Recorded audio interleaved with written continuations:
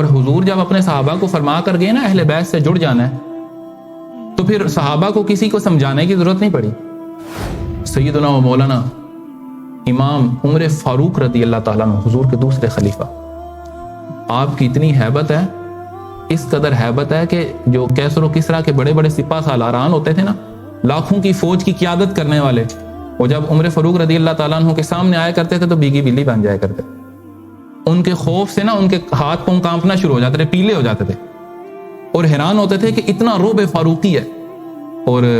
سیدنا عمر فاروق رضی اللہ تعالیٰ عنہ آپ اوقاز کے میلے میں لڑائیاں لڑا کرتے تھے، پہلوانی کیا کرتے تھے، اور آپ کے بارے میں آتا ہے کہ جس طرح یہ عام آدمی کا یہ جو ٹانگ جتنی موٹی ہوتی ہے نا، آپ کا اتنا موٹا بازو تھا، اس قدر جان والے تھے۔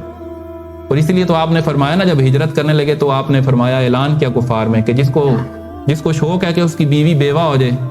وہ آ کے فلانے میدان میں مجھے مل لے، میں نے ذرا ہجرت کرنی ہے۔ تو آپ کا وہ روب، اور آپ پھر خلیفہ بنے، آپ فرمایا کرتے تھے کہ دریائے فرات کے کنارے اگر کتا بھی پیاسا مار جائے تو میں عمر اس کا جواب دوں، اس کے بارے میں بھی عمر سے پوچھا جائے گا۔ آپ کی اتنی معاملہ فہمی، اتنی مضبوط حکومت، زمین ہلتی ہے نا،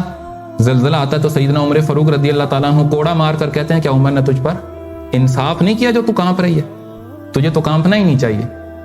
تو وہ روب فاروقی، آپ کے پاس ایک وفد آیا باہر کے ملک، کسی دوسرے ممالک کا ملنے کے لیے، میٹنگ چل رہی تھی،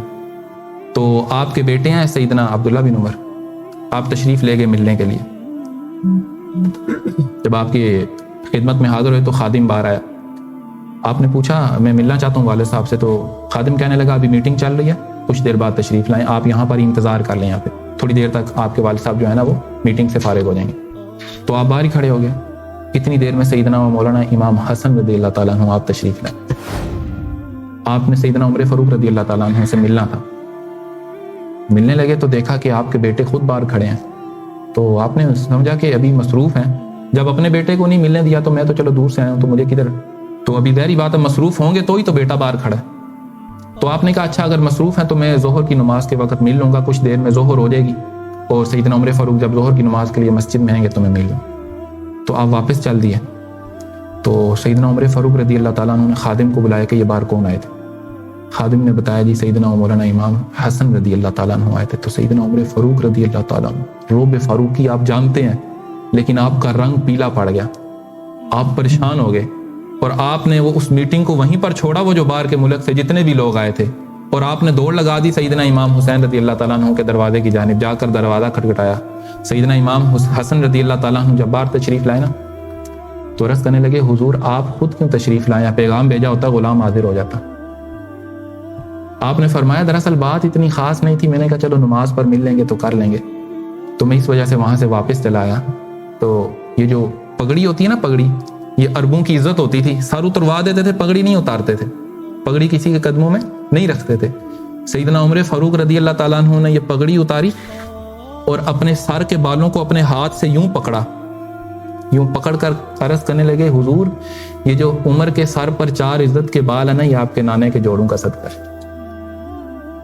یہ میری ذاتی عزت نہیں ہے، حضور آپ تشریف لائیں تو آپ پیغام بھیجا کریں غلام حاضر ہوا کرے گا۔ تو اہل بیت کا ادب پھر سکھانا نہیں پڑا حضور کو، لیکن ہم نے بلا دیا۔ صحابہ نے تو بڑی محبت کی ہے، سیدنا ابوبکر صدیق جدھر دیکھتے تھے نا شہزادوں کو تو ادھر اٹھا لیا کرتے تھے، جب آپ بوڑھے ہو گئے نا تو سیدنا امام حسین اور سیدنا امام حسن آپ بھی بڑے ہو گئے عمر میں،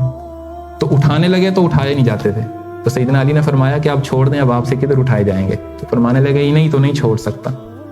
انہیں چھوڑ دیا تو پھر تو کہیں کا نہیں رہوں گا۔ تو اسی کے لیے تو حضور فرما کر گئے انہیں چھوڑنا نہیں، تو حضور کی آل، حضور کے جو آل ہے یہی تو حضور کے نور کے وارث ہیں۔